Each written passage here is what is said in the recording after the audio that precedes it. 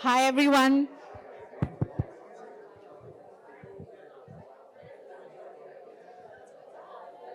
Hi. Can everybody hear me? Hi. Louder.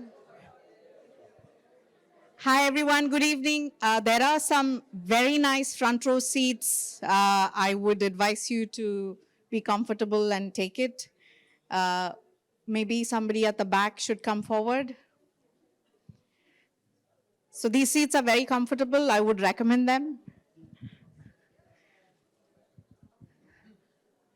We'll start. We always want to start on time and finish on time.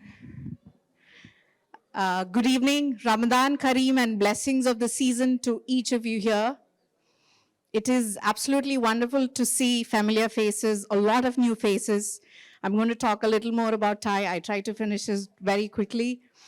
It's wonderful that all of us could break iftar as well and have these very important conversations, very apt during Ramadan, a time of renewal and revival to keep ourselves healthy and wealthy throughout the rest of the year.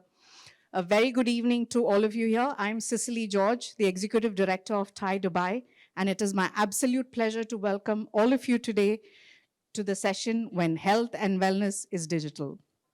Today, we have the privilege of gathering an exceptional group of women leaders at the forefront of innovation in healthcare, wellness, insurance, venture money, and moderated by our own Thai Dubai Charter member, Bashar Kilani, an avid digital and AI advocate. In a world where convergence of health and digital realms is actually reshaping the very fabric of our well-being, each of them carrying a different perspective and representing different pillars to help us understand better in, in navigating this transformative landscape. It's probably worth mentioning the changing dynamics of how we access and engage with health information now, and the significant implication of individuals and communities as well. So before we begin, I would actually say a little about Thai Dubai. There are new faces who don't know much about Thai Dubai. So in a nutshell, Thai is an organization that fosters entrepreneurship. What started as a conversation in Silicon Valley is today 62 chapters, that is in 62 cities in 12 different countries. And Thai Dubai is the Middle East chapter, is the only Middle East chapter here. So how Thai functions is on 5 main pillars, which is mentoring, networking, education, funding, and incubation. So while Thai has the global reach, we make sure each chapter gets to focus on the regional ecosystem. There are some great programs which we run. I will talk very briefly about it.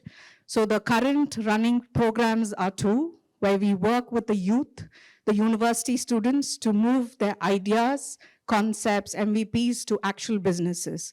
So we run the program for 3 different categories. We have an Emirati category, GCC, and a rest of Middle East Africa category. We have 41 universities applying this time, over 150 ideas.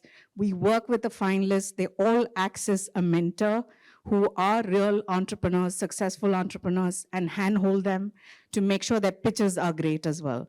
So they get the opportunity. We fly them to Silicon Valley for a global pitch, which has prize, money, investment commitment, and things like that. So that's the youth and the universities.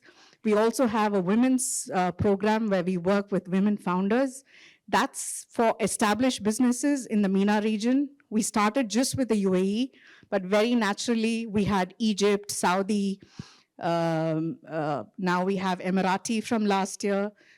Then we also have rest of Middle East. So all these are different regions we focus on and run separate pitch competitions. They have access to mentorship. So we did have a Suhoor where so we know that funding is a challenge for women founders. We try to facilitate that as well with conversations with different community partners that we work with. So keep your eyes out for the women applications. If you know of women founders who could benefit from such a program, please guide them to Thai Dubai. How you follow us is Thai Dubai. Facebook, Instagram, YouTube, X, everywhere, YouTube. There's a lot of content out there on YouTube as well. So we also run a mentorship program where we focus on early entrepreneurs, and we match them with a mentor and help them through a year-long journey where they actually help them scale, access markets, and basically get guidance to really make their growth faster. So easiest way to be a part of this community is to follow Thai Dubai. And if anybody wants to connect, has more questions, please free to connect with the team. We're all here. So I don't want to take more time. Very special thank you to all the charter members who are the backbone and drive this organization. Thank you. And for the session, I will introduce Bashar Kalani, our moderator, an amazing mentor, wonderful person, and a digital economy advocate. I have his full bio, which is brief. He's a seasoned corporate executive, senior leadership roles. He's been with Accenture, IBM, advisory boards. So I'm going to keep it short because I will, yeah. And we'll have Sophie, Sion, Inas, and Liane join us, and Bashar will take you through your introductions. So while we have the panel, we'll keep the last leg interactive because I feel there is a lot of questions that the audience would have. And it's always great to have that interaction from the experts with the audience. Thank you. Thank you. Thank you. Yeah, it's working. Okay, great. Remember to switch it on. So thank you very much. I think two things. One is I'm very amazed of the turnout. I know it's a very hot topic, and we've got a very interesting panel here to discuss healthcare and well-being, which is, I think, a topic that is very, very important to everybody. And I think in the UAE, we've done a lot of progress. A few years back, I was a member of the advisory board for wellness and healthcare for the Dubai Future Foundation. It was an amazing experience to see the amount of progress humanity has gone through in the past and where things are going in the future. And I think this is an industry that's going to be disrupted like no other industry. The traditional healthcare system that we've been accustomed to, the doctor and the hospital and the clinic and the process, is going to be transformed with the digital world in a very big way. So when the panel was given the title, When Healthcare and Wellness Becomes or is Digital, I think there are four important points to keep in mind. One is, with digital, I think we will all have better access to healthcare and well-being, and we should be able to live better lives. I think the other element is preventative medicine will be something available to many more, and it will be available at scale. And that should hopefully reduce the amount of engagements that you have to do for curing and actually engaging. But also, when you handle these cases, you're going to be much more personal and specific when you provide the cure to the patients. So I am very optimistic about the world when digital health is with us. Actually, we've gone a long way. And it's an ecosystem that's going to be completely disrupted. And it's going to be the startups, it's going to be the entrepreneurs that's going to redefine the world that we live in. Yesterday, I had a chat with one of the very forward-looking entrepreneurs that is imagining a hospital in the metaverse. And when you look at something like this, you can reimagine all the processes as we know them today. And I've got a wonderful group of ladies with me today, so I'm extremely fortunate today. But let me start with the economics of this. What will make it work? So I'll ask you to introduce yourself and tell us a little bit about what you're doing. You have that mic? Thank you so much. I didn't expect to start. I thought we were going to go in order. No, but I'm Sion. It's super great to be with everyone today. I lead the ventures and investment team at Plug and Play in Abu Dhabi. Plug and Play is a global accelerator and venture capital firm. We invest in early stage startups from pre-seed up until pre-series A. We have a massive portfolio of 1,600 startups that we've invested in across the world. And actually very fortunate to have one of our portfolio founders here with us today, Ines from Takalam. So we definitely are interested in investing in all industries across tech, but especially for me, I've been supporting our health tech program since it started 3 years ago with the Department of Health of Abu Dhabi. And since then, I've had the great pleasure of leading 3 of our investments in digital health across the UAE, the US, and also most recently in Nigeria as well. And they all do very, very different things, and I can definitely talk about everything from healthcare, large language models, all the way to kind of incentivized health and working with health insurers, and I know we have a health insurance representative here as well today, but very excited to be here and to share some insights with you all. I might start with something I know you mentioned very briefly. Funding is at kind of the backbone of health tech and entrepreneurs. And I think very interestingly, I was just having a conversation yesterday with a friend over there, and we were talking about kind of what does funding look like in the MENA region and in the GCC, and I'm sure Sophie has a lot to say about this, and so does Ines. But essentially, there is a very large gap right now in terms of early stage health funding in the venture world. But what we're seeing is because, I'm sure we've all heard about the VC winter that we're just getting. I've talked for too long. Sorry about that. So just getting through the VC winter now, and what a lot of people don't realize is that venture capitalists actually take their money from other investors.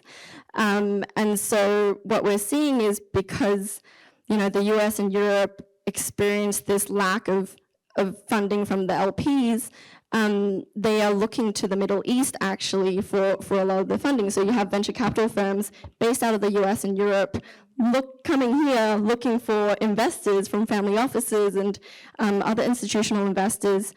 But these investors have a mandate of, okay, if you're going to take our money, we'd also like you to invest in the region as well. So we're actually getting a lot more attention in the region now from US and European investors because they're getting their money from here as well.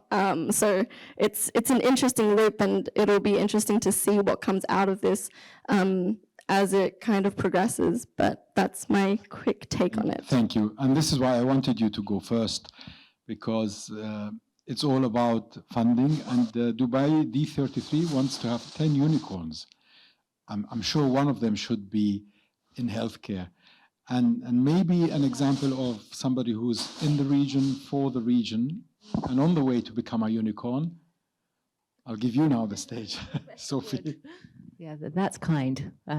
Perhaps a little preemptive, but thank you, Bashar. My name's Sophie Smith. I'm the founder CEO of Nabta Health. We are the women's health company. We just turned 7 years old. We spent 6 years in R&D building our subscription-based model of healthcare for women focused on chronic and complex diseases, a topic I know we're going to discuss in a little bit, Bashar. But I am interested in digital in the context of equity.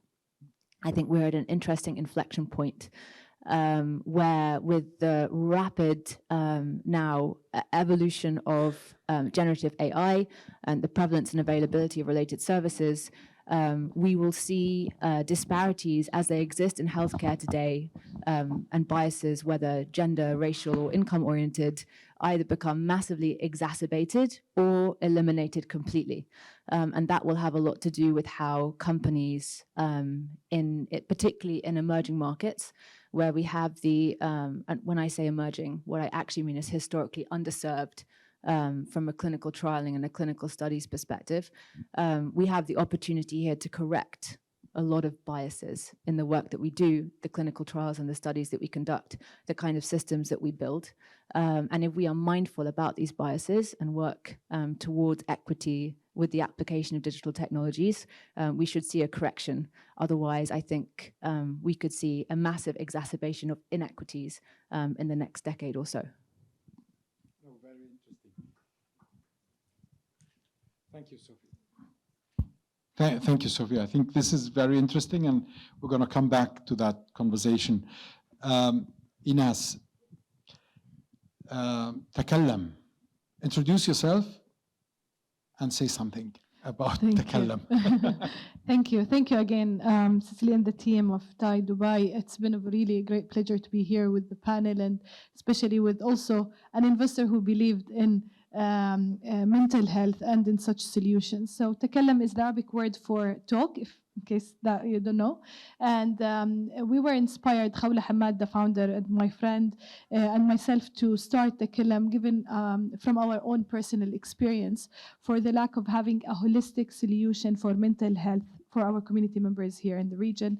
And it can go even beyond as the solution has been revolving. So we offer therapeutic tools, data-driven insights, access to counseling. We are very much committed to enhance the overall experience to our community members when it comes to mental health, making it easier, more convenient, respecting the privacy. Especially that, the studies globally, it highlights the importance of mental health, saying that 1 in 8 people is suffering kind of mental health disorder. And the numbers are for 2019, pre-COVID. Post-COVID, the numbers are more alarming. In UAE, if we're speaking about where we're at, the stress that the employees and the workforce in UAE is having is actually huge, where we're talking about more than 30% of the UAE workforce expressed in one of the studies done by Cigna, actually, that it is that they are experiencing stress throughout their workday very frequently. So the challenge is real. Businesses, government entities, platforms like today is actually recognizing the importance of finding solutions and supporting the ecosystem. And we're really glad about, us as a startups being here in UAE, getting that kind of support and encouragement to continue navigating the right path and way, because we're here to support our community members, giving them the right access. We want to support the practitioners in this field because they are on high demand. It's crazy, the ratio in terms of for each 100,000 population members. In UAE, we're talking about 4 practitioners available. The numbers globally are even less. It goes down to 2. So we're here again committed to support the community, the workforce, and the employers. The employers, and this is something that we have been focusing on at Takallam since day one, is actually we work with the employers and the organizations to support them in the mission of increasing productivity of their employees and enhance the overall well-being for their community members. Excellent. Thank you very much. Diane, you bring it all together. So I guess you've got a view of where we are today and how the digital world is actually transforming these services. No, absolutely. And when I saw the topic, which was about, healthcare becoming digital, I mean, the first thing that I thought about was, how digital enables access, right? So if you think about the barriers to accessing healthcare, there are 2 main barriers. One is, of course, affordability, and the second one is availability. So how do we use digital to take healthcare to far-flung places, to areas where people don't easily have access to it, or where distance is a barrier? And to Sophie's point, because what you said, which was about also bringing equity. So I think there's a lot that we can talk about here. Cigna is very focused on mental health and improving the productivity of employees as well as individuals. So I just realized I didn't introduce myself. So I'm Leanne. Braganza. I work with Cigna Insurance. We provide health insurance solutions across the Middle East for individuals, governments, and companies. And a big part of what we do is, besides providing, payment for sick care, we spend a lot of our time and effort in preventative care, and particularly in the space of mental health. So I'm very excited with the work that you're doing. Thank you. Thanks. Sophie, are we better off or are we worse off? I wasn't going to go down this rabbit hole, but there you go, head first. So before we started the panel discussion, we were having a conversation about whether there is a direct or an indirect correlation, adverse correlation between technological advancements and population health. Bashar, you made the point that far fewer people die of acute diseases, far fewer women die giving birth and during pregnancy, and that this is a good thing. And I don't disagree. It is definitely a good thing that fewer people die of acute diseases. However, I think if you look at population health in general, it's probably the one thing that really hasn't advanced in the context of the health span that we have given our lifespan, i.e. we are living longer, that is true. But are we living healthily proportionately as a percentage of that life? Probably not. Is it the same depending on whether you are a man or a woman? Probably not. Is it the same depending on whether you are white or from, frankly, anywhere else in the world other than Europe and the US? Probably not. And there are lots and lots of statistics that speak to this. For example, Frost and Sullivan estimates that due to the prevalence of chronic diseases, things such as insulin resistance, metabolic disease, etc., by 2032, 97% of couples in the Middle East and Africa will struggle to fall pregnant naturally. The global sperm count has halved in the past 30 years and is trending to 0 by 2040. So because of environmental pollutants, because of the prevalence of artificial hormones in our water systems, again, because of the prevalence of chronic disease. We look potentially, particularly among the wealthier portions of the population, and I would suggest that everybody who's managed to attend this talk probably falls into that category. We look healthier, but are we actually healthier? And if we aren't, how is that going to impact our generation and the immediate generations? Again, I think we're at an inflection point. We're at a point where, go back to 1900, 85% of the disease burden was acute. Most people died from infectious diseases, respiratory diseases. Today, 70% of the disease burden is chronic. By 2100, it'll be 95%. And how will that, we'll be living a very long time. But what will the burden of an increasingly accidentally unwell population do over time to our quality of life? And what will it do to disparities in terms of health outcomes between the very rich, those who, for example, can afford to access fertility treatments, and those who can't? Well, thank you. I'll come back to you to talk about equity because that's important. Ines, you highlighted the important issue of mental well-being, and it looks like it's a huge challenge after COVID, even more than it was before COVID. How is technology, the platform, enabling a new way of interaction, تكلم, and how do you see the actual impact in the people that you're working with?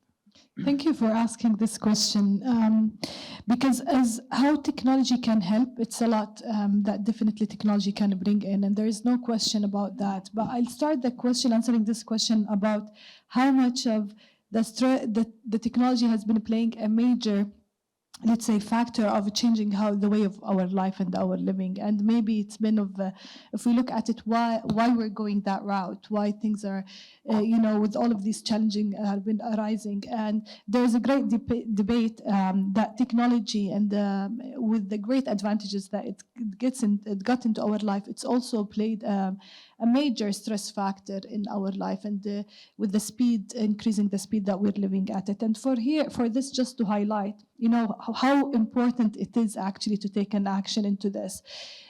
One of our advisors, psychiatrist, Dr. Khalifa, once explained that to us in a very simple manner. He's like, when the car was invented first, there was no seat belt. So it was just, actually there was the horse carriages and then the car, the mechanical, and it took them good number of years to have invented the seat belt. The seat belt was invented only after witnessing so many car accidents happening and death rates are rising. And still, there are so many deaths due to car accidents.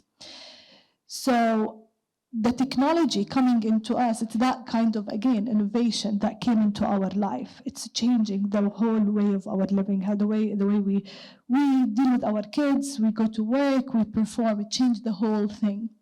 And unfortunately, yet, up until this moment, we have not created the right seatbelt for that. So we are living into, which is causing the mental health crisis that we're living into it. And the numbers continue to arise with the stress, the speed, and everything that we're going into it.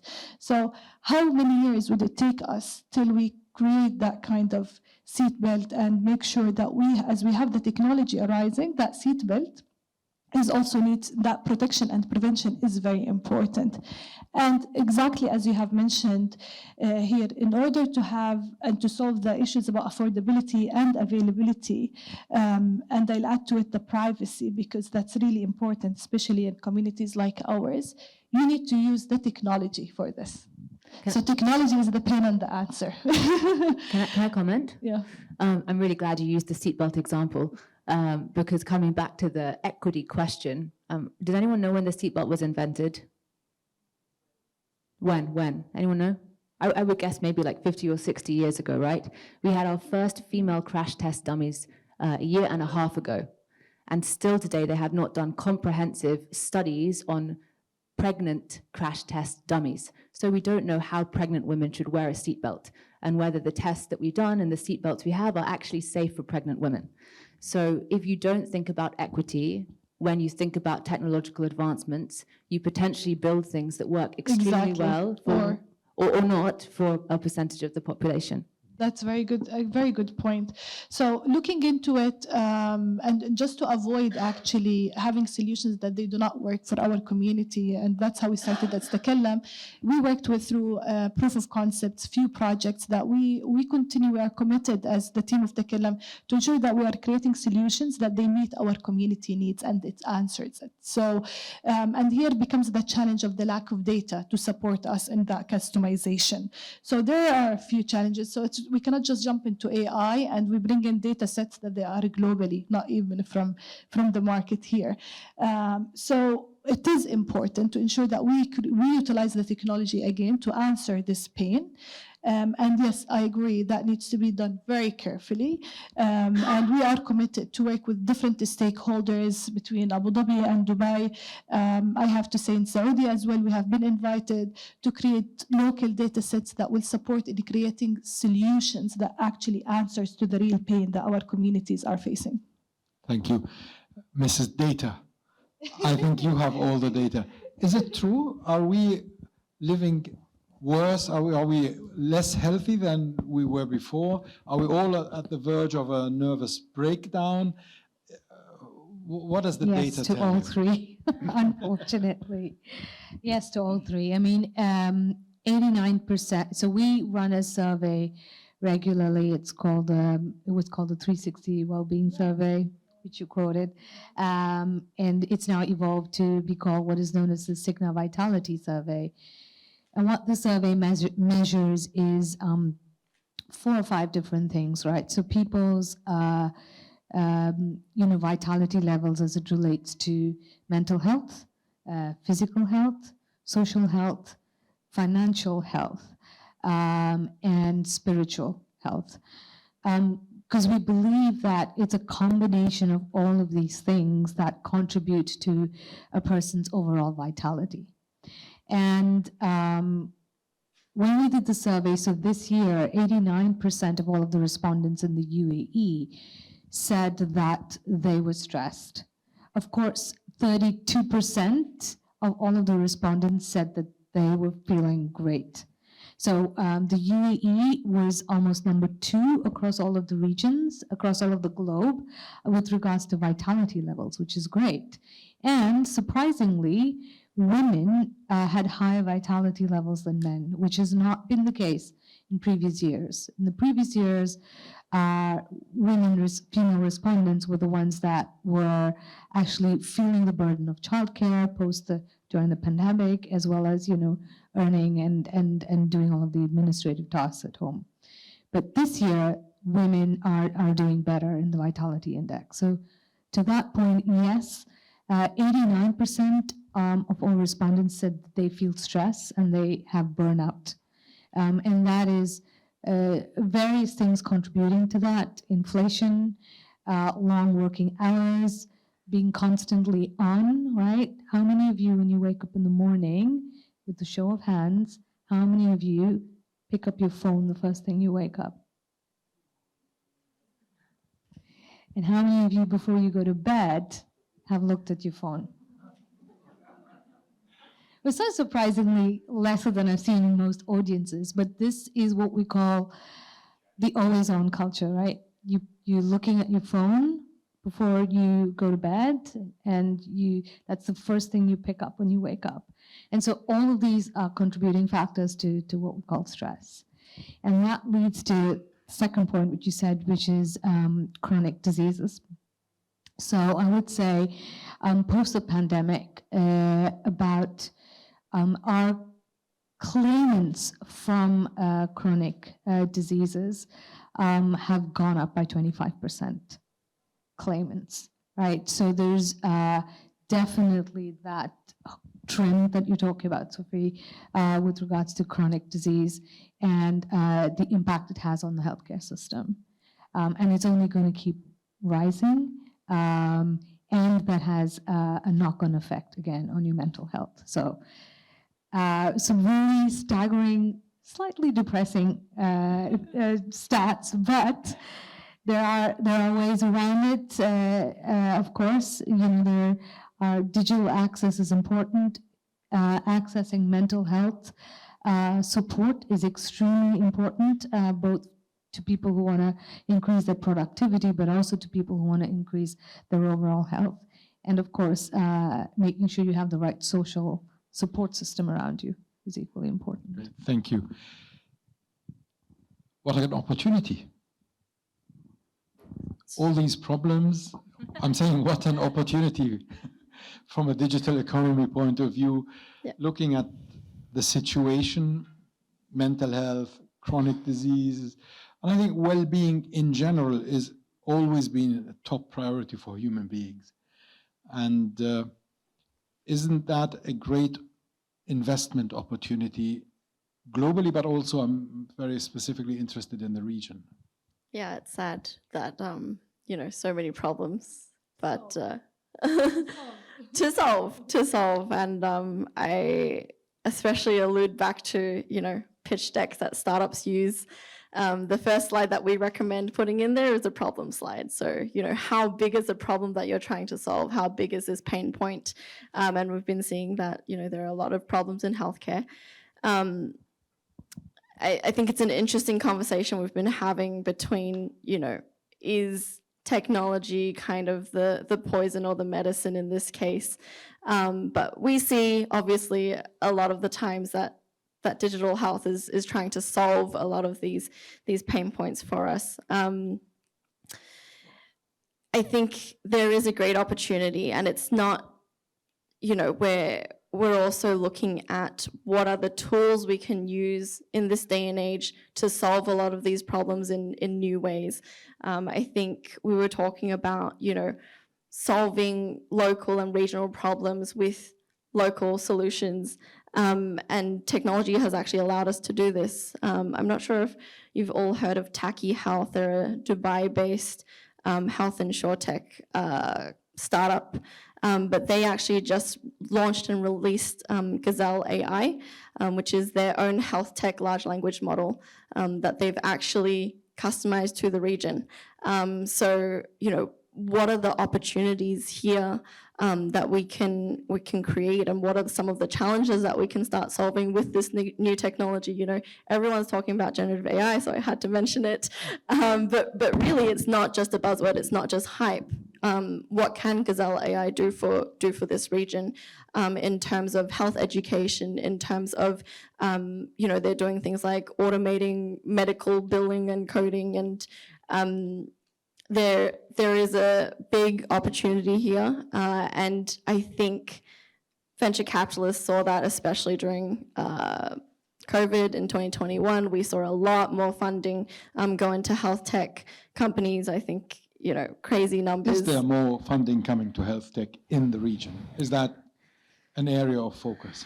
I think more and more, especially as things go in the region, it's a lot of top-down, right? So we see a lot of government leading the way in terms of wanting to accelerate health tech companies and wanting to support them. And so as they pour kind of money and resources into this vertical, we're also seeing venture capitalists pay a little bit more attention as well. But I think what's lacking is that we don't, in the region, have very specialized VC firms.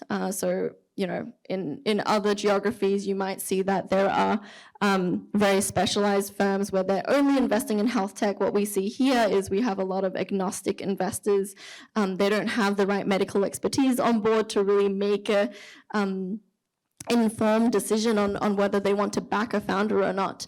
But again, this is a conversation that I had earlier. We do have a lot of cash in the region, and what investors are starting to do and realize that they can do is actually fund external kind of experts and consultants to come in to start looking at the opportunities here for them. They can actually get, you know, a doctor on board, a physician on board to look at this technology, maybe, you know, someone who's also quite well-versed in health tech specifically, to actually pay them as an external consultant to give them the insights that they need that they don't have in-house. So definitely we are seeing things pick up here. But yeah, I think another trend that we'd like to note maybe is after 2021, we have seen that health tech funding drop back down, nearly to kind of pre-COVID levels, but not quite there yet. So that's what we're seeing. Right. You wanted to say something? Oh, you touched on my other favorite topic is funding for startups. Yes. Yes. In that if you are a female-founded startup, regardless of the sector that you're in, it is now 4 times harder to raise than it was pre-COVID. So investment in female-founded startups in MENA dropped from 2.2% in 2020 to 1.9% in 2021, 1.3% in 2022, 0.47% last year.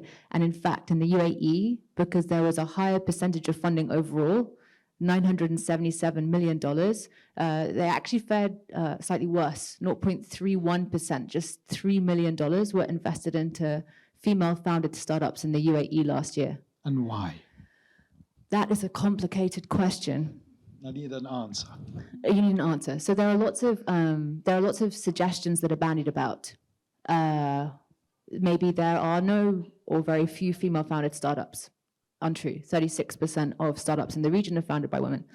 Maybe women don't build things that are venture capital investable. You know, maybe they're not tech. Maybe they're not scalable. Maybe the pipeline of businesses that apply for venture capital funding is also very small. Also untrue. So a group of us, still in the process of conducting a bit of an experiment, tried to see how many female-founded startups we could collect. We collected 60 in the UAE and over 100 million of initial investments at pre-seed and seed stage in 2.5 weeks.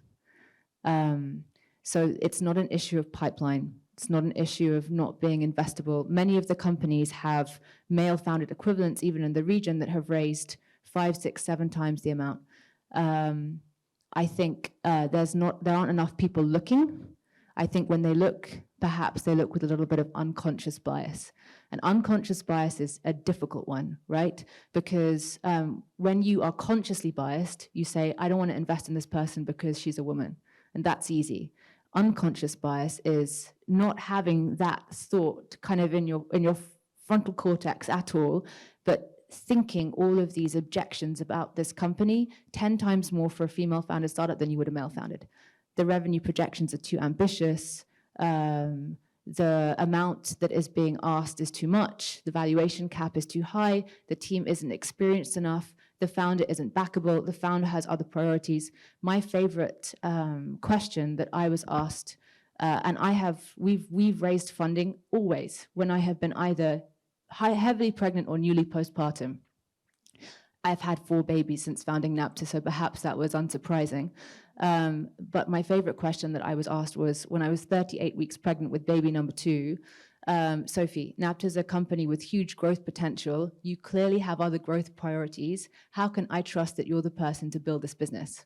So I think unconscious bias has a lot to do with it. I think there's there are various trainings. I think we need to have more discussions about it. I think potentially having some dedicated funds and or mandates to just get the ball rolling would help. But it's a good question, Bashar. As someone who has resolutely built a company that I hope to one day scale into something global for the past 7 years, I often find myself asking the question, why don't people willfully, deliberately invest into female-founded startups? Interesting, because I think there is a push towards female startups and investors and executives and everything, especially in this part of the world. So I'd like to put it on the table because the numbers that you shared with us are very, very surprising. Ines, did you feel there was a challenge for you getting funding, especially that you mentioned that your co-founder is also Yes. a lady? Yes. So they didn't take you seriously? I have to say, like, maybe, I mean, for me and Khawla, again, we've been very focused to create a business case and a business opportunity that investors will be, inspired by, regardless of our gender. So even sometimes we have been invited for only female competitions or talks, and we try, for us, we feel like we're not very comfortable like just to go that route, because we feel like there is a discrimination and there is like a kind of a tag on us. We like to be treated and we believe with what we're doing, definitely to be looked at it as the business itself. Definitely founders plays a huge role in driving any business, and we believe that we've been very confident with our career record and everything that we have done. So I have to say that for us, we have not been looking for that, and I haven't witnessed it like closely. No, I can't say that it's been there, but yet we are also in UAE, and I have to say that UAE is like a great destination to be at, to be honest. To support businesses and support the startups. Being part of Hub 71 has been amazing and give us a great push. So we have been always receiving that kind of support and attention, same from Saudi. And even when I went back home to Jordan, and I looked to only one time that I looked for support and fundraising, I was answered for that, and they invested in Takallam. So we have been definitely looking for getting a great support wherever we go. I'm not saying that it is no, but now I liked how you described it, Sion. It's winter time for the investment. It's been of a challenge, I have to say, for the last couple of years. It's been very dry in terms of investment. I think all of the startups are facing it, and maybe if they want to prioritize, maybe they see fintech. I see like, and maybe here we have some fintech startups. They are more been appealing to investors. Right? So even when I go and pitch and they see investors, I ask them, do you do health tech or only fintech? And the answer for so many times like fintech. Yeah, that's our priority. That's what's on our agenda now. So it's the sector that we are at as well has been very challenging. So the route that we took to get through this is actually to focus on building a business that is sustainable. And we focus on the revenue streams. For us, it was actually working with businesses and organizations to help us sustain this period of time. yet it's for an entrepreneur to be making baby steps in terms of the growth versus flying to grow is really of a challenge for us. Yeah, I think in healthcare you have a slightly compounded situation where the biggest question in every ecosystem is who's going to pay for what you build, which is where Leanne comes in. You know, you see a lot of very brilliant health tech companies. Organon and Flat Six Labs launched the first femtech accelerator, the Women's Health Technology Accelerator in the region a couple of years ago. They're just about to do the second cohort. And many brilliant companies came out of that, but without being able to necessarily answer the question, who's going to pay for what we've built? And it's different in every market. Some markets you are predominantly private, like the UAE, some predominantly public, some, you know, there's no government support and everyone pays for everything out of pocket. And so you have to understand how you're going to convince people to buy what you've built. And that can be a complicated question to answer, and it can be a time-consuming question as well, because you've got to be around for long enough that you build these business relationships, often with large organizations, and that they start to trust you. You've got to be, especially if you're dealing with incumbents here, you've got to be perhaps a little bit more regulated, you know, which has a time and a cost associated with it. And it's the same in fintech, which is also a highly regulated market. You know, people accept that in these types of industries, there's a lot of regulation, and so that comes with more cost and more risk up front. And so I think the issue is perhaps a little compounded in health tech in terms of access to ready capital. Sian, how cold is the winter? Very.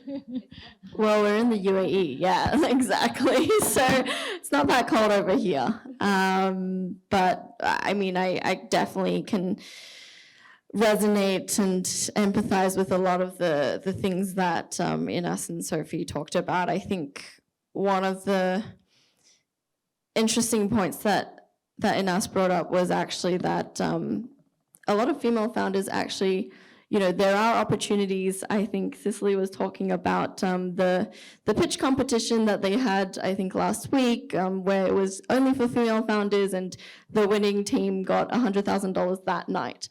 And a lot of what we've been hearing from actually a lot of female founders is that they're unwilling to participate in some of these activities because of they don't think it's an equal playing field, and so they don't want extra attention or however it might be. And so it's a chicken and egg situation of, okay, are female founders being discriminated against somehow, but also when you create opportunities for female founders, are they willing to take those up? And I think it's a very interesting question for us to explore. For us as entrepreneurs, especially when it's winter time, there is no chance to say no for any opportunity. Like entrepreneurs, and definitely every day we seek an opportunity to help us and support us in that. So we really appreciate some of those efforts that they have been coming across to us as a female founders and being, and getting that extra attention.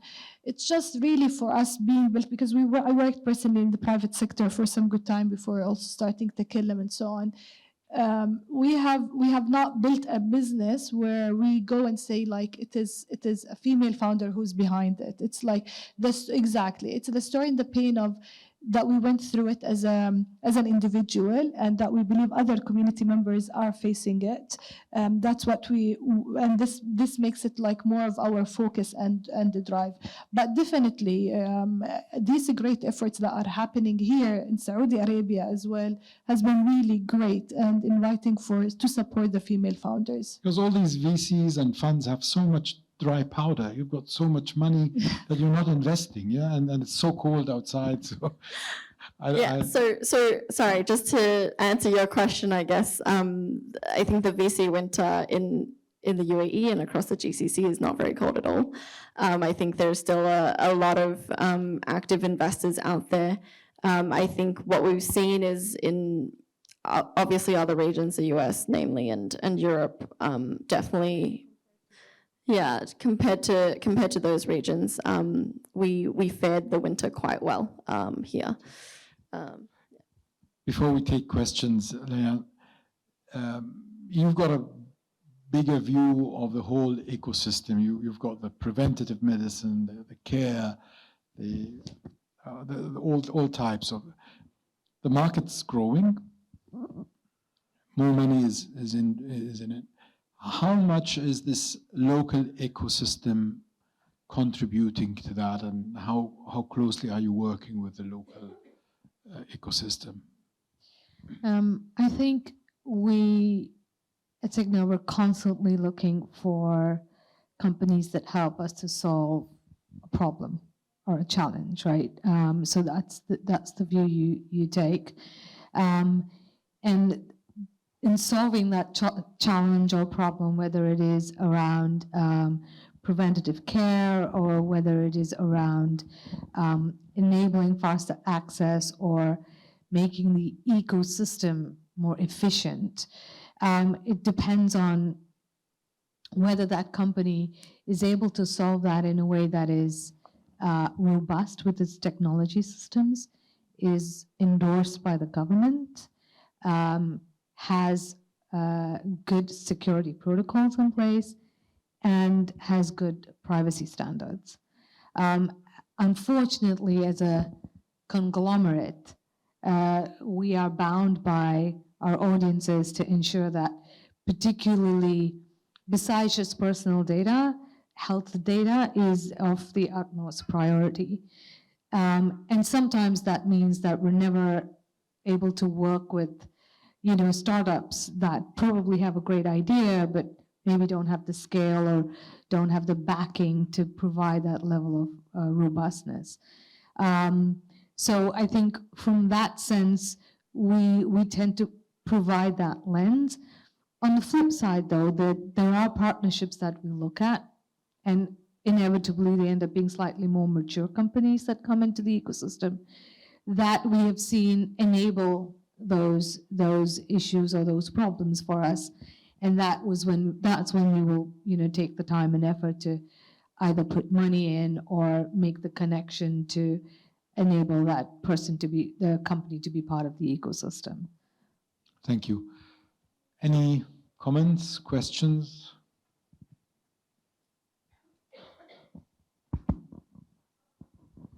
Hi, very interesting discussion. Thank you. I'm from Thai Dubai. My name is Deepak. I'll ask a very contrarian question. When we talk about technology and AI, we talk about data sets and availability of data for startups to function in this space.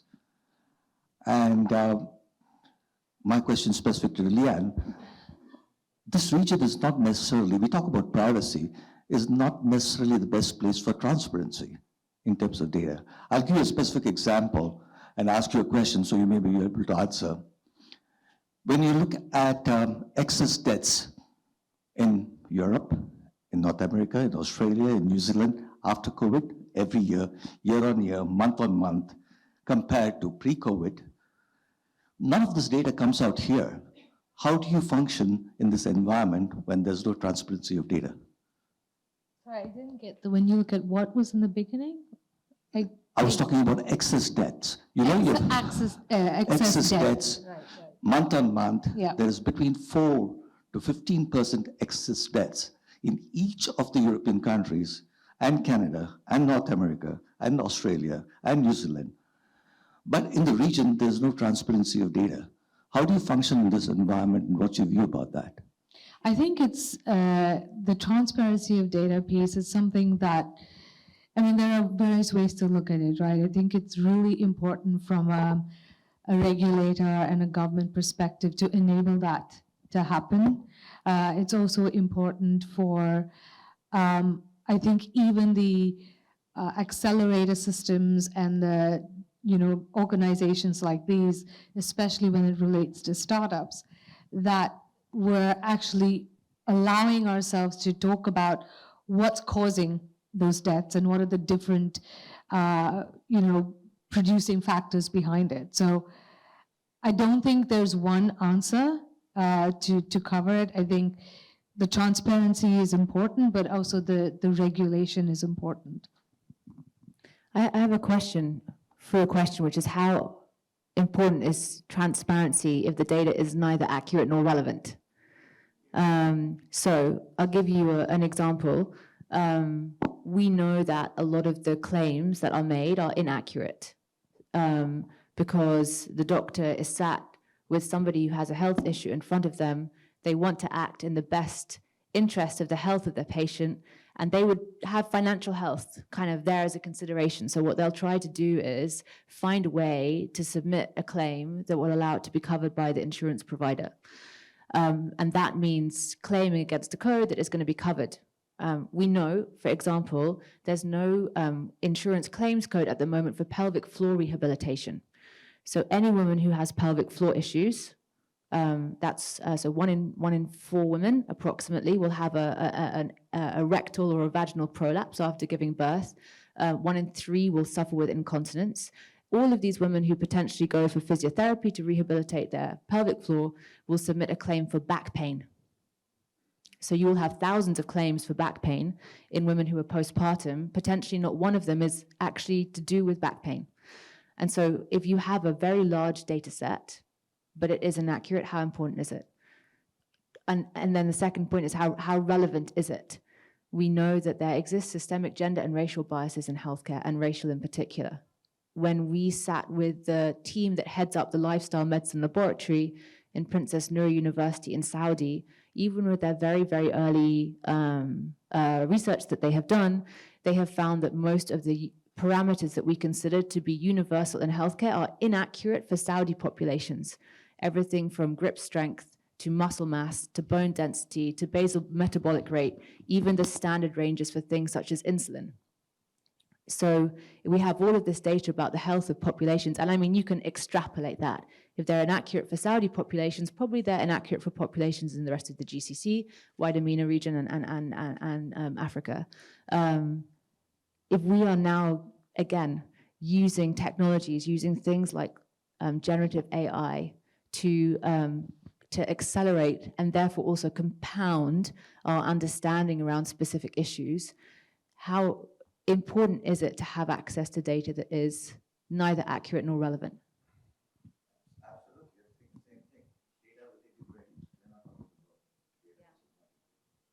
Your data sets need to be accurate, it needs to be voluminous for you to be able to train your generative AI models. I think from our experience, because of how coming around the data sets and the lack of data sets, like as we have been working on developing some AI-powered features, basically computer visioning more than anything else, we are working on our own research and creating those data sets. So we have been in partnership with universities, different stakeholders, to EHS specifically, where we are creating that kind of data sets that we definitely need in order to develop these features. So the challenge, yes, it is real, and there is some kind of good support from specifically maybe more I've seen in Abu Dhabi, I have to say, with how much they're focused on the AI and the different businesses that has been launched in creating such solutions from M42 that also hopefully will help and transform how health tech has been built and launched in the region. So definitely that is of a challenge. That's something that we have been facing really huge as of a startups. And the only way was actually to go and create our own data sets. And I think equally around that, as we think about, the not having the right data, but I think an important piece for, as we start to look at new technologies and new pharmacological innovations, would be to insist that all the research and the clinical research happens here, right? Because we're sometimes, even as it relates to the covering of certain disease types or medications, all too often we're reliant on what takes place outside of the country in the US or Europe, and not all of those studies necessarily apply directly here. So I think there's definitely scope for more of those clinical studies to be happening locally.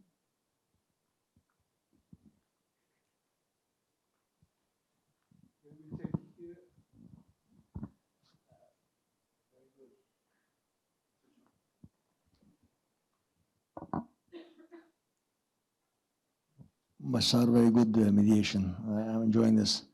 Ladies, I'm a member of, child member of Tide Dubai.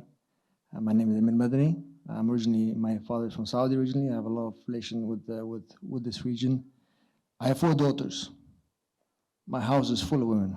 I'm investing in my wife. She is now investing in me. I invest in my daughters. Hopefully they will invest in me as well at some point in time when need be. But I'm inspired by the amount of knowledge and data you have here. I listened to you, Sophie, and you mentioned about startups and women and how much they participate in those. So you mentioned what a low amount of female startups, or how much lower amount of female investment it was, 3 million, I said, in the region. How much of that was invested by males and females? Do you know that? That's a good question. I don't know the answer. It does include, the 3 million does include all of the funding that came to female-founded startups through incubators and accelerators as well, including things like the She Wins $50,000 prize money. So actually the amount of capital invested directly into startups was probably only 60 or 70% of that. The person to ask is Triska Hamid. She's not here because she's about to give birth, who has all the research that through Wonder. I would be happy to put her in touch with you and she will answer this question for you. I think that's an interesting point. If I got the question right, it's where did the funding for these females come from? Was it from males or was it from female investors? Is that? So I'll give you an interesting stat. So in the US, where they have more diverse general partners in venture capital funds, where they have a more diverse LP base, they are proven time and time again to make more diverse and equitable investments. So for example, on average in the US, 2% of funding went into female-founded startups. Only last year, about 9% went into co-founded. In funds that had diverse, so male and female general partnerships, it was about 24% into female-founded and 25% into co-founded. So much more equal in terms of representation. I certainly believe more women with regards to being professional, meeting deadlines, sticking to the word, and I employ many women because of that. My question is, how much women believe in it? So I think it's a complex one because, for example, I have led 3 investments into digital health companies, but it wasn't just me on the deal team, right? I have male coworkers who supported me in analyzing those companies, doing the due diligence. We go to investment committees that have both males and females, and each one of them has a say in whether or not this deal actually makes it past the investment committee. So it's a very difficult question to try to answer. I think maybe it gets a little bit more simple when you're approaching, a boutique investment firm where they only have 2 or 3 partners and they're the ones making decisions. But yeah, I'll give you a really good anecdote. So part of the problem is that because female-founded startups are much less invested in at the pre-seed and seed stages, they don't make it to the growth rounds because they don't get the friends and family rounds, they don't get the angel investments. Today, approximately only 15% of angel investors globally are female, and actually those statistics are skewed because a lot of men have their wives invest on their behalf for tax efficiency reasons. So when we had a Thai event actually last year, which I was moderating, which I'm not allowed to do very often. And before we started, I did a little experiment again with the room. I said, anyone who's ever made an angel investment into a company, stand up. So maybe, 20, 25 people stood up. And then I said, anyone who's invested into a female-founded startup, stay standing. And approximately 2/3 of the people sat down. Only left were men, but to be fair, I think most of the people who started up in the first place were men. And then I went round one by one and I asked for the largest ticket they'd ever invested into a male or co-founded company and the largest they'd ever invested into a female-founded company. And without exception, there was a ratio of 1 to 3. So if a man had invested 150,000 into a male-founded company, it was 50,000 into female-founded. 750,000 into male-founded, 150,000 to female-founded. And that's relevant because this group of people who were left standing was probably the group of people who considered themselves to be actively investing in and supportive of women and female-founded businesses. But even there was a significant discrepancy between what had been invested into male and what had been invested into female-founded businesses. So thank you guys so much. Very, very inspiring, definitely, and show more health and growth for all of you. My name is Mariam. I founded a hijab hair care business, so I'm very interested in terms of preventative solutions and how that kind of goes in technology, right? Because we were speaking about how we look at our phones the first thing in the morning and then we go to bed. That's also the last thing that we look at as well. So how does technology also, would you say that now with so much information that we have, is it maybe more beneficial that we have so much information out there for preventative solutions? Like right now, a big thing is supplements and these type of things within healthcare. So would you say that that's technology has made that worse in terms of preventative solutions within healthcare, or yeah?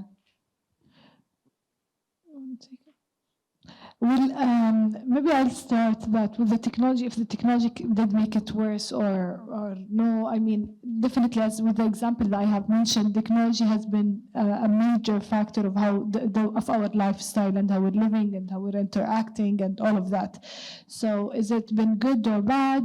I believe it can play both roles. Like technology is a very important tool, and we're gifted that we're living in this era. I believe to be as innovative, to utilize it, come up with the right solution that will help us to grow and scale up as businesses. So technology has been playing a major role, especially for startups and businesses to scale and reach different markets and other markets globally. So a lot can be utilized from technology. It's all about how we are using it and the preventative actions, or let's say routine and style that you put it in there to make sure that the effect of it into our life has been more into the good side rather than the bad side.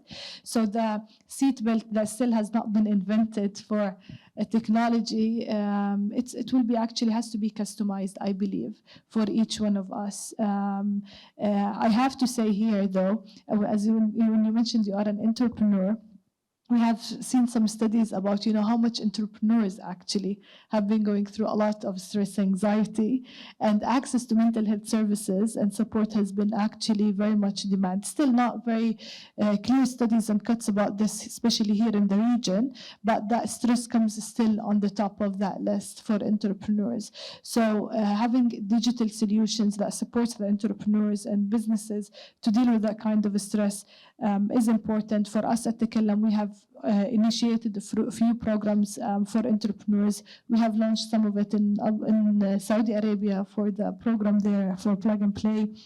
And yeah, it's very personal, basically, how you'd look at it. Yeah. I would say whether you love it or hate it, the only way that we are going to become healthier as a population now is with the application of technology, because we are at this inflection point where we have a significant percentage of the population that is accidentally unwell, living with chronic diseases. In the US, it's 88% of all adults has at least one chronic disease, including 2/3 of all normal weight adults. We assume the statistics to be similar here. Traditionally, in healthcare, and this is the way all traditional healthcare systems work, you have a person come in and see you with a bunch of symptoms. You triage that person with those symptoms. You pin them to a disease. You treat the disease. And you have a load of different specialties that look at specific areas of the body and specific diseases. And so maybe you end up seeing a specialist who is an expert in this disease, and they ultimately treat the disease. All of the clinical pathways that we have, the intelligence that takes doctors from symptom to diagnosis to treatment to rehabilitation is built around disease. This works very, very well for acute diseases. Prescribe for the disease, intervene, it goes away, so does the person. It doesn't work well with chronic diseases. With chronic diseases, unless you address the underlying factors, usually the disease doesn't go away. You can prescribe and intervene as much as you like, but the person's going to keep coming back and back, and maybe they'll pick up another couple of chronic diseases in the process. So you need a model that is not disease-centric, but rather person-centric. And so the question is, how do you take all of this knowledge that if we have any doctors in the room, you know, it's potentially decades of learning to get from an undergraduate to a consultant stage, maybe 15 years. How do you take this vast amount of disease-centric, specialty-led data and orient it around a person through the application of digital technologies and things like machine learning that are built with massively more computing power than any one person has in their head. So if we want to treat and engage and support with their health a population that is now living in the majority with chronic as opposed to acute diseases, you have to use digital technologies, you have to personalize, you have to pin the disease to the person and treat the person, rather than the other way around. So digital technologies, in fact, are the only way that we are going to move now to a point of deliberate wellness among our populations. Thank you so much for the feedback. One question I had is, so if I look at the successful startups in this part of the world, they're mainly like consumer-facing businesses like Souk, Topi, Careem. In your view, what would it take to see a healthcare tech consumer-facing business achieve the same outcomes as those companies that I mentioned? Some of the, I guess, factors that I believe are getting in the way of healthcare tech startups from scaling up include customer acquisition costs, regulation, insurance dynamics, and kind of the payment terms that come with dealing with insurance companies. But would love to get your thoughts on like, what would it take for you to achieve unicorn status or to see healthcare tech companies achieve unicorn status? Thank you. Thanks. And I would add to your question, is regulation an enabler or otherwise? Because like for Bitcoin, there's no regulation, nobody's investing in it. But when you start to put some regulations around it, I think it's something that could enable investments. You know, the way that we went around it, and they said for many of the success stories is actually you don't create a business for a regulation that is there. It means that already it's been done. People already has been looked into this solution. So you look into, and it's okay to start for a business where the regulation is still not really there, because that's how disruptive the business would be and how innovative the solution it is, that it's already not clear. Are we a healthcare service provider? Is it a telemedicine? I am a DTX. That's the dilemma that we are at even at Takallam. So regulations will come through as the business and the startup, they validate the business case, right? And that's exactly what happened with Careem and others, right? So it's being an innovative with creating that solution. We don't just fall with what is existing as of current regulation and regulatory framework. We need to come up with the solution, and the regulations and everything else would come along with it. As we have the real success stories. I believe for us in terms of a platform that is holistic, focused on creating innovative therapeutic tools, our main challenge has been actually the data sets and the local data sets. That's not been helping us to scale up and make big moves. Investors, despite the winter time that we're living into it, and the VCs, still we're making baby steps compared to how we could really fly with the business, but that something is doable. The main thing that has been pulling us back is because we are working on creating innovative and AI-enabled solutions, and that can only happen with the local data sets. So that's been of a challenge, and I was really happy to speak to Dr. Khulud before we came in here, and she mentioned that she's on a mission to ensure that mental health will be covered by the insurance for the therapy, and we don't have to, as community members, to be to be actually like highly prescribed that it is of a very much of a major condition in order to be covered by insurance and so on. Insurance is a very important player when it comes to empowering health tech startups. So, and that is also has been for us not of an easy path to navigate. We have had some collaborations and partnerships with different insurance companies, but again, as not a pure healthcare service provider, we couldn't be embedded with the insurance policies.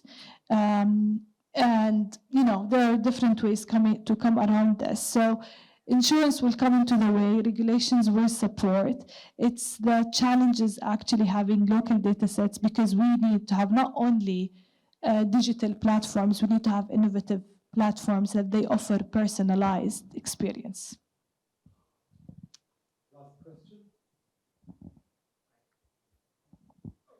Oh, yes. Yeah, thank you so much for the information. I'm just thinking from our conversation, we're talking about prevention, we're talking about technology. I have a strong bias on looking at the youth. So to me, it makes sense to start with the youth, prevent it as early as you can. They're high adopters of technology. So I'm curious from your point of view in the different areas that you're in, specifically Selfie, what are you seeing as far as data, as far as, I'm sure there's a lot of inequities in that regard. And then from an insurance and as well as in your mental health platform, what are you really seeing from those that are underneath 18 and below? Because from my initial research, there seems to be a big issue around that area. And I think that's a first place we perhaps should consider looking at if we're really trying to do real prevention. So just over back to you guys for your feedback. So I agree. I mean, we're very much in the same space, I guess. The thing about, as in, if you can start with education in schools, great.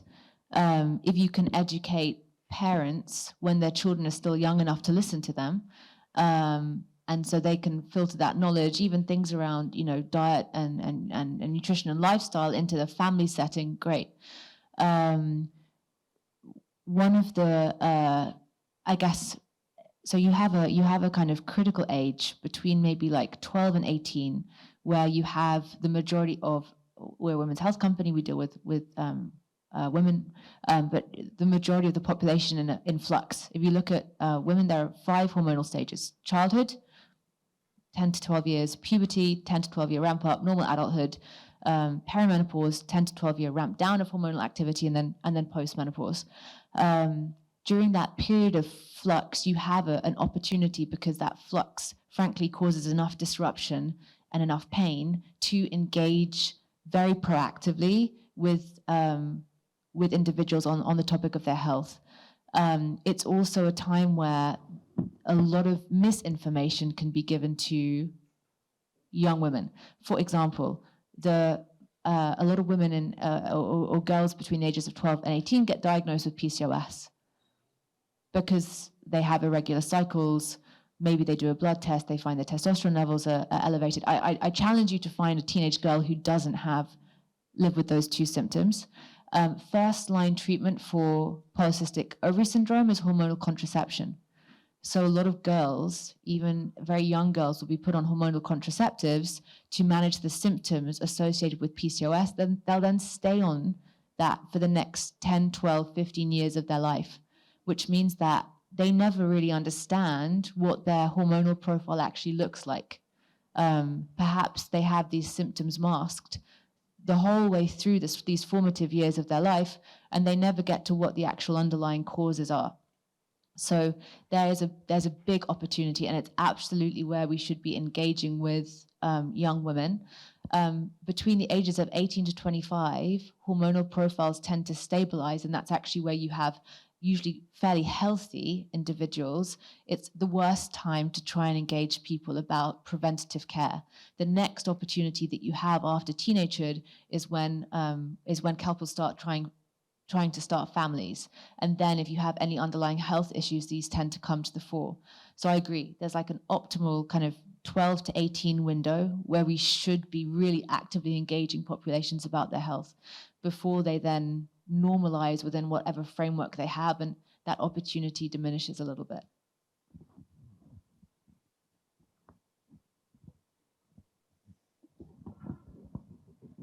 Hi, Sophie, I'm so grateful you alluded to social justice and racial justice, and thank you for naming it today.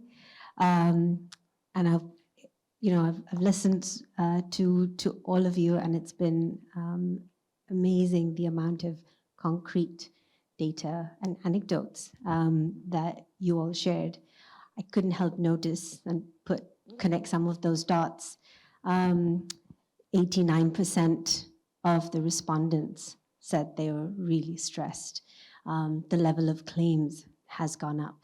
And that's in this country, from the people who have health insurance, possibly with Cigna, maybe not, but that suggests that most of your respondents, if not all, are employed rather than self-employed, because that's why they were your population for the survey. In this country, 90% of people aren't from here, and of that 90%, a significant amount, in millions, aren't from this region, predominantly brown people. And of that, I'm sure, but I don't have the data to back it up, just a lot of lived experience, but I'm sure that it's probably single-digit representation in decision makers that really impact what goes on in the working economy for all of those working people that live in this country. So I'm guessing a lot of those 89% that are chronically stressed and getting sicker, not from disease, but from what's impacting them in their environments, are a brown population. So my I guess, loving question is to ask, as someone who clearly, you spent 6 years in R&D in a 7-year-old company. It says a lot about the R&D and about the company in you creating an alternative place to go to for help if you haven't been able to access someone that can put you on a code for back pain instead of pelvic floor collapse, because you've knocked on doors and you can't get the help. And so, for example, someone like you has created that alternative for access, a door you can knock on. My question would be, I guess, zooming back out to where my question started, is what's something that you would love to see the ecosystem do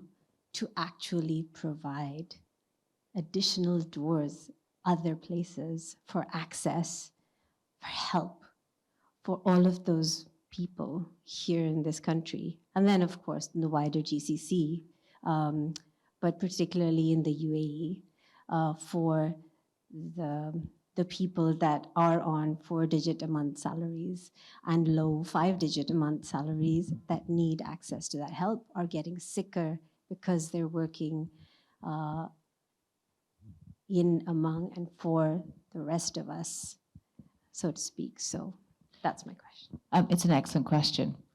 And the sad fact is that if you are on the essential benefits plan, which is an excellent initiative in and of itself to provide some coverage, some mandatory coverage for every single person who lives in the UAE. Whether that's taken up or not is another question. Some of our data would suggest not. Then often things, including very serious things like cancers, are diagnosed so late that the cost of access to care, the cost of accessing care becomes unaffordable, and you go back to your country of origin, usually to die. It happened recently to a friend of ours, Nanny. She was diagnosed with stage 4 cancer. The community raised enough money to send her home, where she died peacefully with her family. But that is the reality, actually, for a lot of lower income people here. What we have found, when we were in R&D, we engaged with maybe 25 million women across the MENA region. And now a significant percentage of them here, is that when you have inequity, whether it is from a racial or a gender or an income perspective, you have to be much more proactive in taking what you have to those people. Whether it's funding for finding female founders to invest in, you have to actively go looking for them, actually, a lot of the time. Whether it's providing access to care, it's not enough. I mean, we have a subscription-based model of care that starts at 49 dirham per person per month and includes a not insubstantial amount of healthcare in there. But if you work 12 hours a day, 6 days a week, are you going to go to a clinic? Particularly one where you have to potentially take a bus, or even if you have no data on your phone and you don't have Wi-Fi in your building, are you going to actually access and hold a telehealth consultation? No, you're not. So a lot of what we're doing this year actually is looking at how we can take more care into communities. So we're, as a very specific example with one of our partners, we are launching a mobile clinic that will spend 2 days per week servicing its employees and customers, 2 days per week in labor camps, and then it will be bookable by, and specifically servicing women in labor camps, and then 3 days per week will be bookable with some of the companies that we work with. But the honest answer is you can't settle for no. Like, I think that there's the big thing for us. We don't like people to tell us this is just the way it is, that these people can't access care, that they can't have the same quality care that you have. It's just the way it is that you have tiered healthcare brands. So you have a brand that is there for the upper and middle income earning expatriate market. You have a brand that is there for the lower income, and then you have a brand that is there for people who have take-home pay of 400 dirham per month. Why can't you have healthcare brands that provide the same quality care regardless of income? And so I think not settling and continuing to ask why and continuing to probe. And if you don't get people coming for care that you know they need, trying to find ways to take it to them, assuming that if there's an inequity, you're the one with the privilege who has to actually take the step and do the outreach and do the work, then we have the opportunity to correct some of that. Yeah, and that's a good point. It's on the essential benefits plan, Sophie. You're absolutely right. That was a discovery we made, even though we were providing the essential benefits plan, was that we found out that most of the folks on that plan barely access it. And as we dug a little deeper, we found that there were a few things that barred them from accessing it. One was a language barrier, so they weren't comfortable going to a clinic that did not speak the language. And then the second one was some level of intimidation, right? They felt intimidated to go and talk about, a disease that they were not quite clear themselves how to express. And so one of the things we did was similar to what you do, is we take health camps out into the labor camps, and we do health checkups with them. And at this time, we took 2 psychologists as well. We did not expect that it would have such an impact, just having someone to talk to. But most of the time, it was, having the ability to sit, talk to a psychologist, ask about the most basic things. So I had a fever last Sunday, here's what I took. Was that okay? So sometimes it was just answering the basic questions in a language that they felt comfortable, and in an area where there was a sense of community and society, so friends around. And that was our discovery. So I think there's opportunity for us to do more of these, but you have to take the care out to these underserved communities. Great. Thank you very much. I think it's been an outstanding panel. Thanks for an engaging conversation. It was really worthwhile. I don't know what we do now. We have a small token of thank you for each of you. I'll call on Abir and Chef Bobby, our charter members, to hand it over to all our panelists from Thai Dubai. Thank you. It's a small.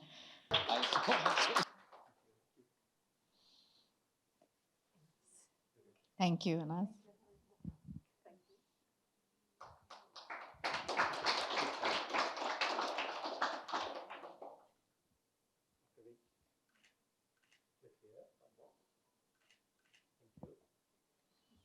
Thank you, Liane.